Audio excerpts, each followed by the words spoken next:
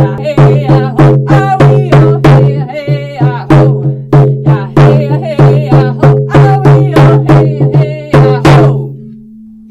everyone, and welcome back to another podcast for Shaman's Way.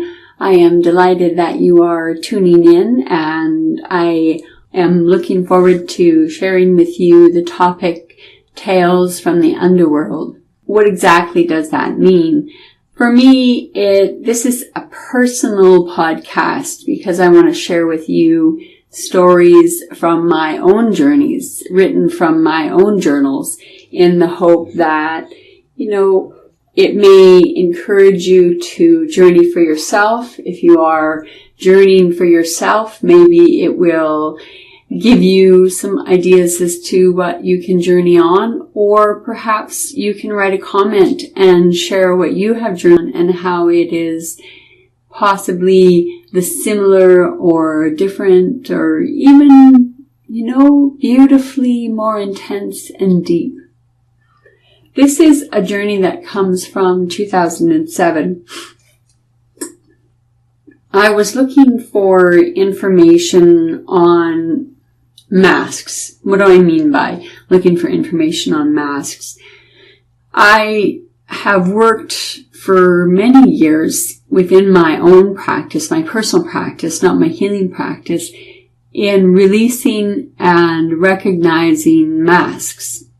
Last night, for instance, I was in a medicino ceremony with friends, and my journey with the medicine was to find what kind of masks it was showing me, what kind of masks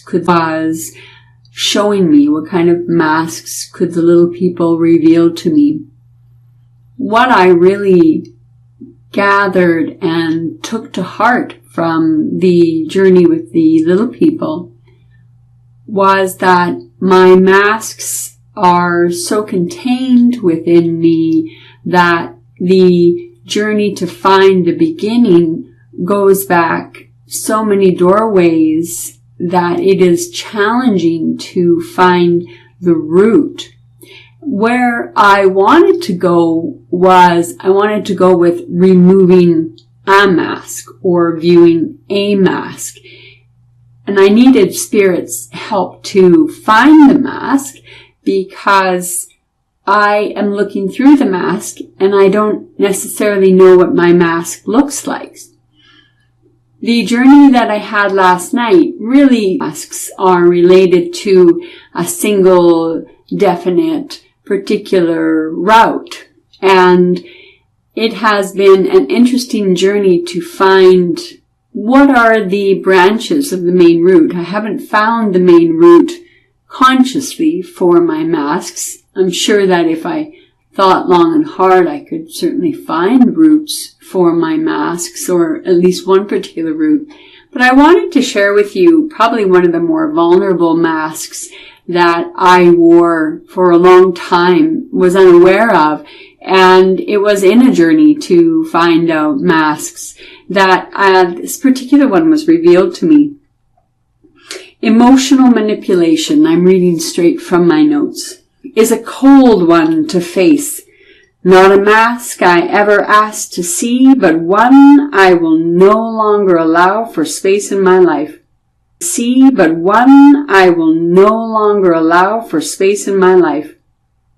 Emotional manipulation.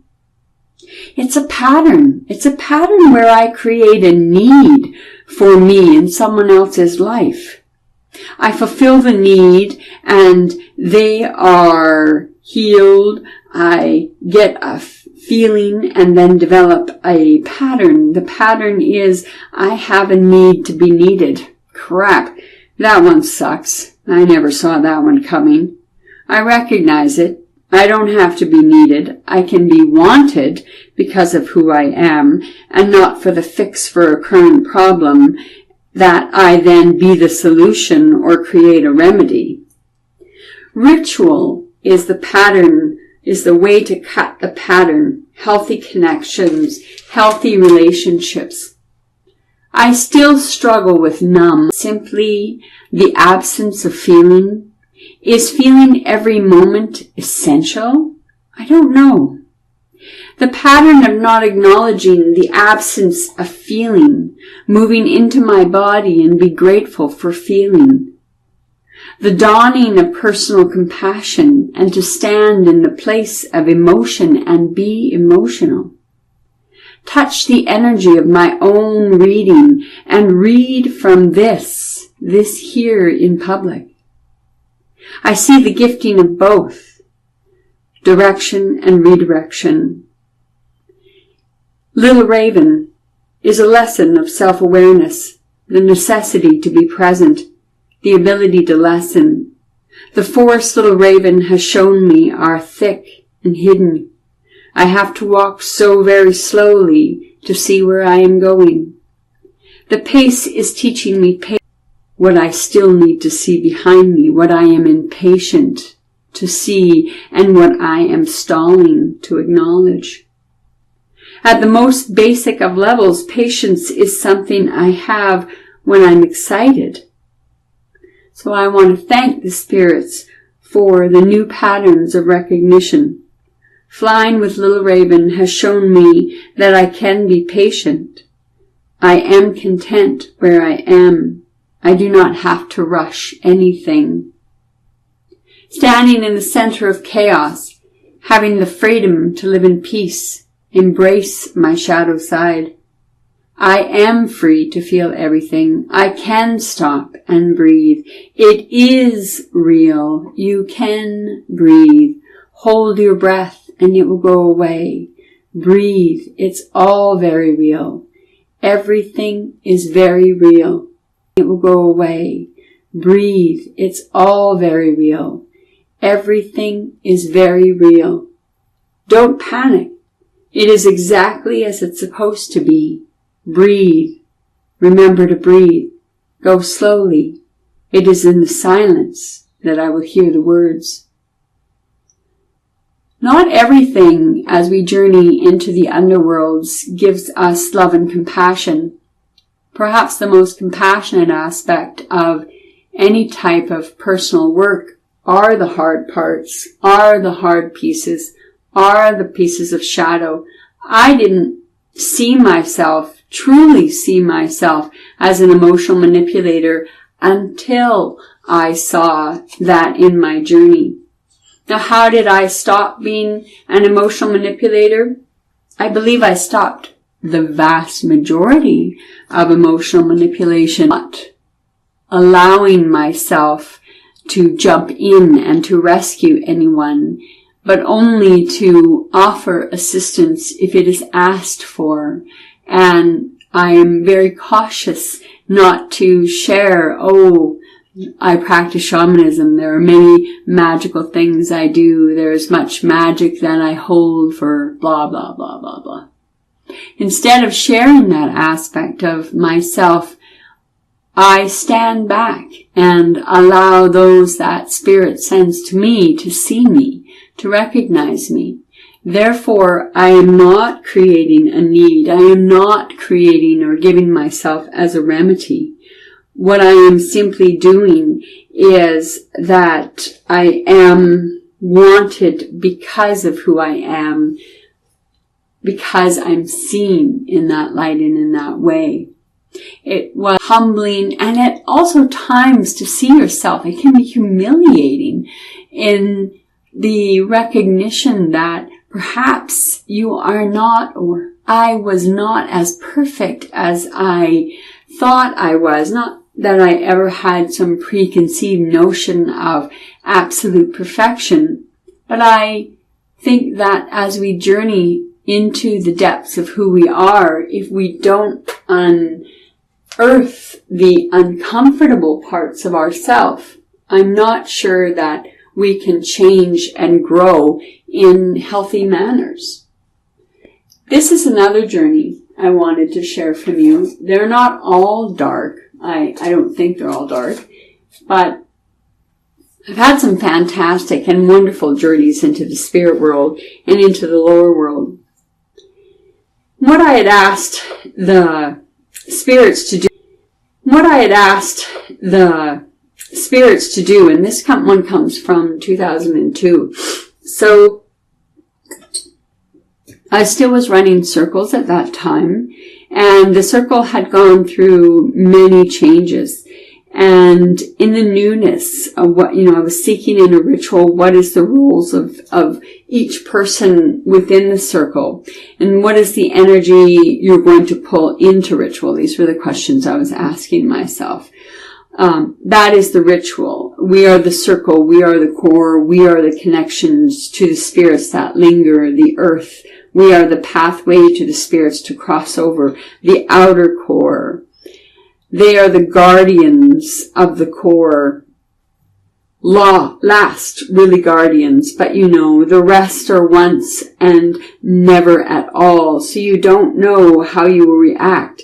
You are the variables. You may love this and find you've come home. You may get bored and you may even be a bit afraid.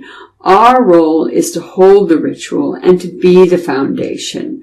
We are what guides people. The outer circle are the next energy out. They are the ripple. They are the aspect of, they are perfectly safe between the worlds.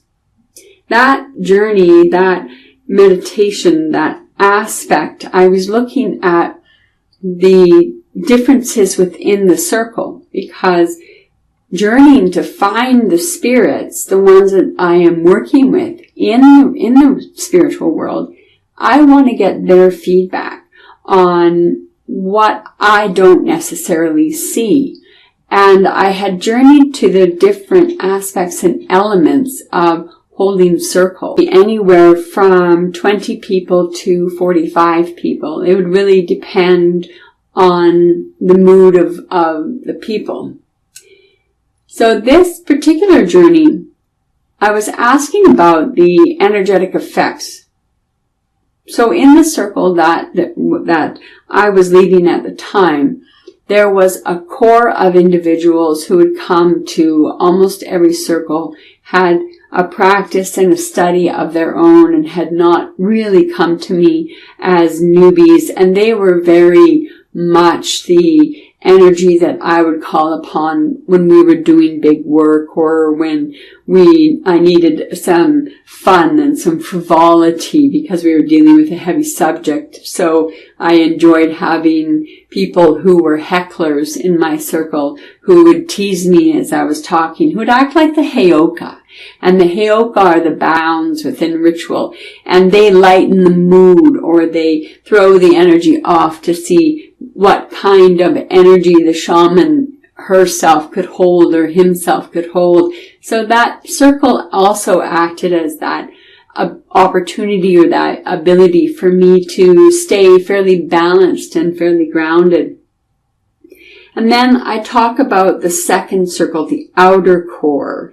And I really do see them, or saw them, Spirit saw them, and I saw them in that regard as well, as the guardians for the inner circle. They were the ones who came fairly often, but they weren't as connected to myself or to the core group of people. They still remained someone on the outside, but very committed to Spirit. And Spirit really recognized the extreme importance of the guardians. They recognized the extreme importance of the guardians of the circle, and recognized that the inner circle was just as connected to the outer circle as the outer circle was connected inwards towards the inner circle, towards the altars that were always built to the energy of myself, the person who was leading the ceremony. And then there was the third circle.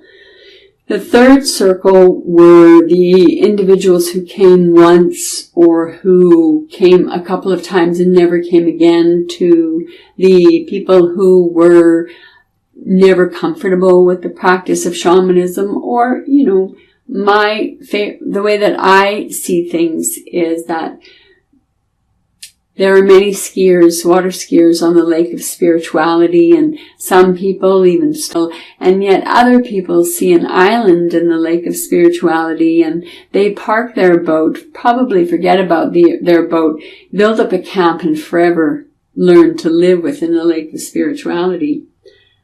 It was the reminder that all aspects, all seekers played such a very important role in the manifestation and the creation and the amalgamation of a circle of people to comfortably journey, to create a safe space, to create a place that had the permeable boundaries to allow humans to come and go, feeling no emotional obligation to the energy providers or the circle holders or the space holders, but had the freedom. And the guards for the circle, the guardians for the circle, they too freedom, and yet there was an attachment to that all-important element of spirit. What makes you want to listen to this podcast?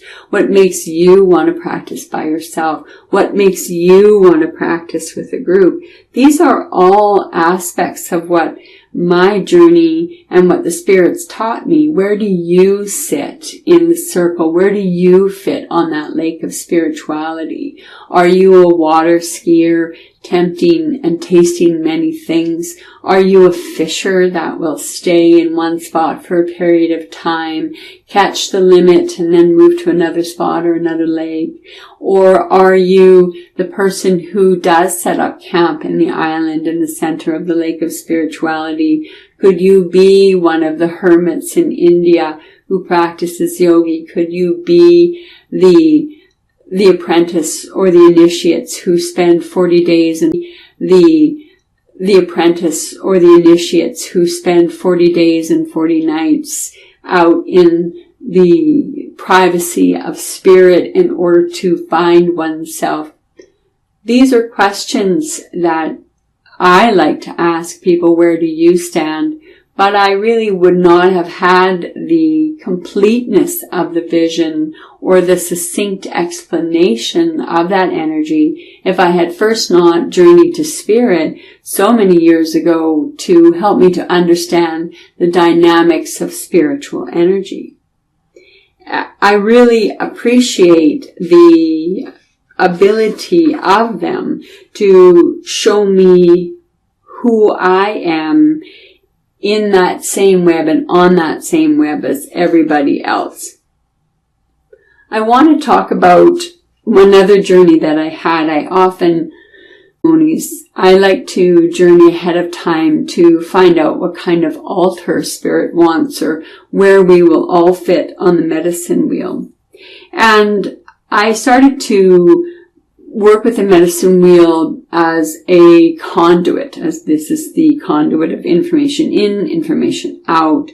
The circle is human nature and the universe all together. We become that microcosm and that macrocosm. I'm sure many of us have experienced that. So on the north end of the medicine wheel, I wrote connected. And in the northeast part of the medicine wheel, I put the unknown. And in the east of the medicine wheel, I wrote the word variable. And on the southern part of the medicine wheel, I wrote unpredictable. And on the west part of the medicine wheel, I wrote detached. And inside, I had another circle. And in the north, personalities. In the northeast, I had outer self. In the east, I had ego. In the south, I had predictive to a point. In the west, I had other faces. And as a third small circle in the center, I wrote self. Where are we on this journey? So in my journey, I journeyed around the medicine wheel and I could feel the connectedness that I have with north.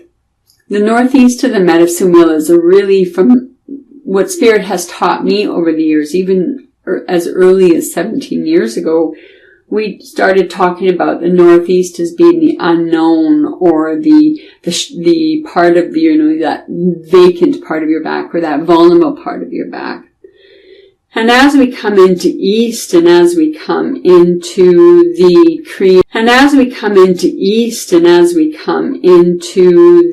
creation aspect on the medicine wheel, that illumination, that creativity, breath, golden, all of those aspects, and we can all name many attributes to each direction. So in that, we have the ability to have variables. East air, sometimes air is still can be, and other times air creates hurricanes and tornadoes that create incredible destructive realities.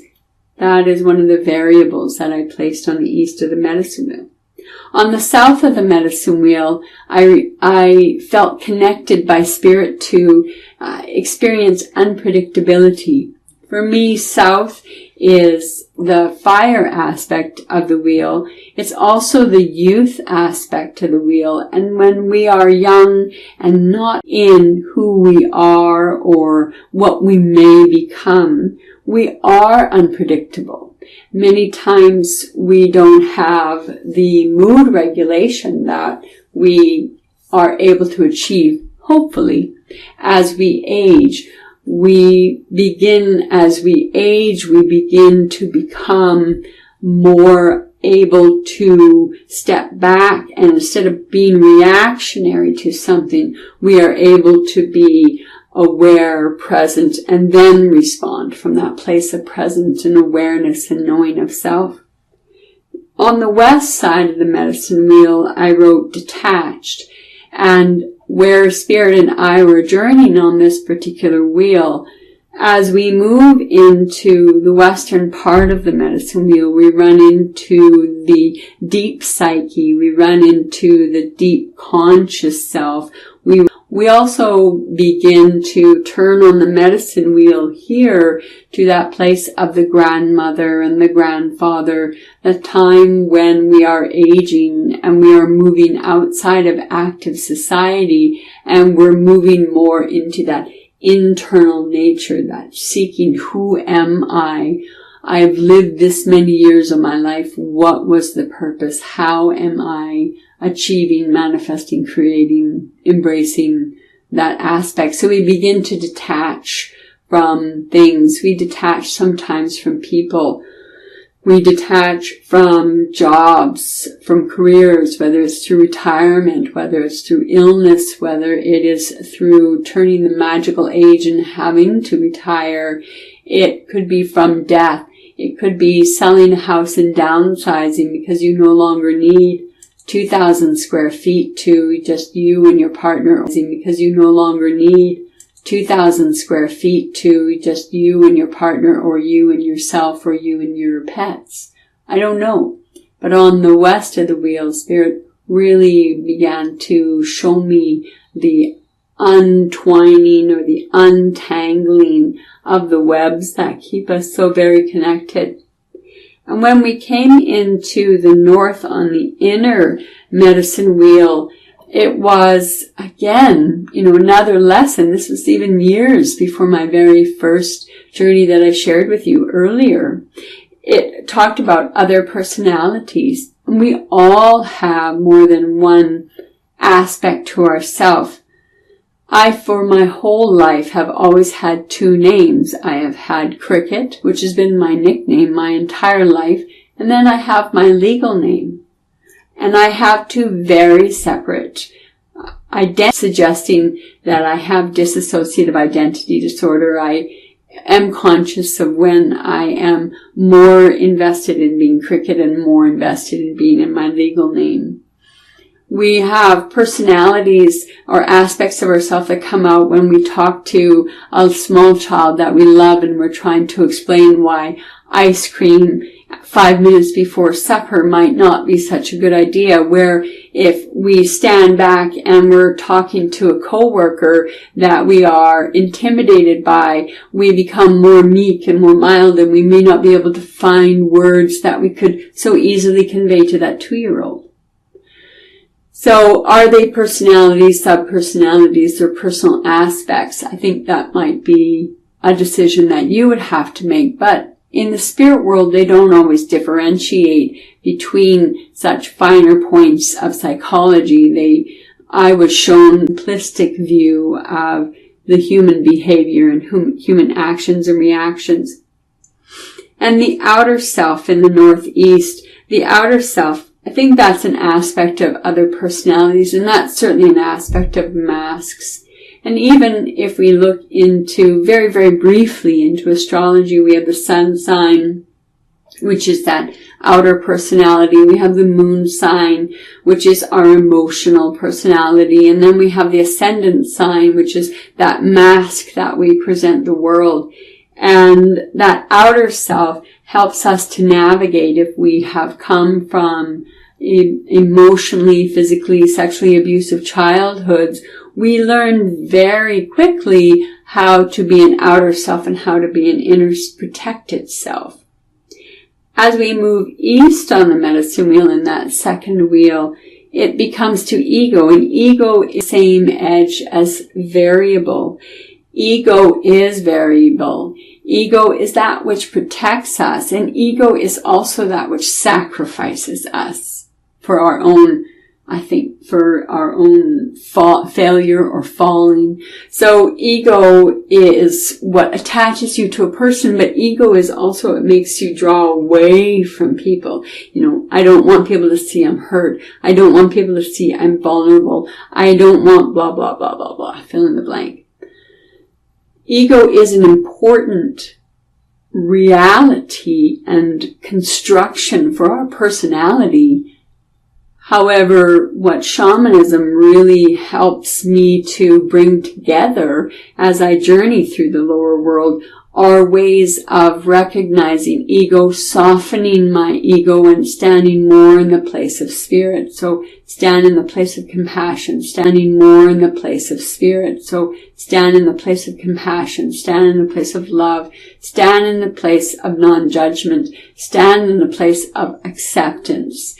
And it can be challenging for a well-strong ego to stand there. The southern part is predictable to a point. So we're coming closer to our inner self. And our inner self, we have very strong and established patterns.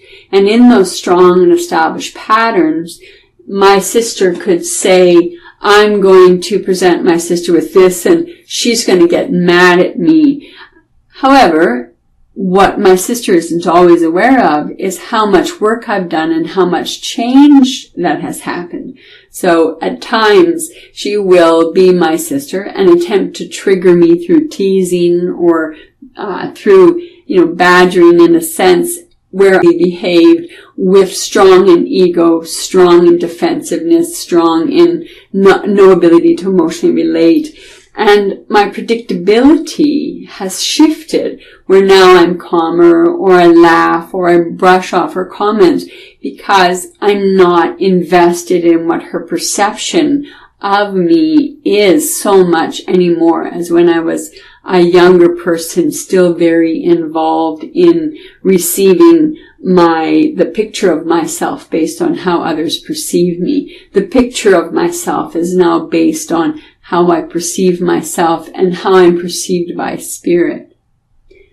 On the western part of the medicine wheel are the other faces. So we have a pattern. We have other personalities, outer self, ego, predictable to a point, and other faces. And I think other faces, other personalities, and outer self be seen as the same. However, I'm going to suggest that we think about other personalities and outer self as being different in that other personalities is in relation to how we react to the world around us.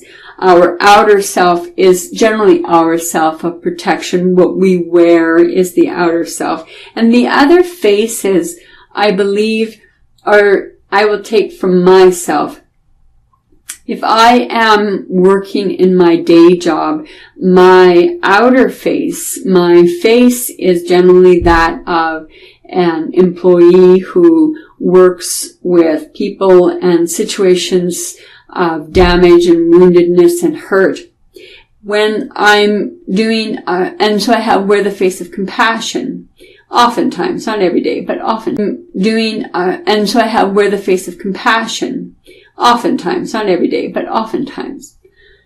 When I'm in my healing room and I am in the face of or in the middle of compassionate depossession, my other face changes. My other face becomes harder. At times, my eyes change. I feel the structure of my face change. And oftentimes, my patients report back after the experience, your face changed. So I'm going to take other faces into the shamanic perspective, and that we at times appear to shapeshift as a valuable tool for navigating through the worlds that we live in. These are just some of my journeys into the underworld. It is rich with information about us, about our psyche, about our motivations, whether we particularly wish to see them or not. I would love and encourage you to work as you already do, but continue to work on investigating the self as much as you may wish to continue to investigate and work on others in the capacity of a healer, in whatever way you are a healer. I encourage you to turn that compassionate eye, that thoughtful eye, that investigative eye to yourself. It is forever challenging, forever fascinating, and even at times incredibly humbling. Until the next time we meet, I turn it back to you, Doug. Thank you once again to everybody for listening to our 30th episode. We really do appreciate you joining us and taking the time to listen to our podcast. If you think others might enjoy it as well and would like to help us out, we really do appreciate it if you give us a rating and leave a comment on iTunes. It helps us out a whole lot. iTunes or whichever podcast network you're listening to us from. Till the next podcast, hopefully everyone has a great couple of weeks. Cheers.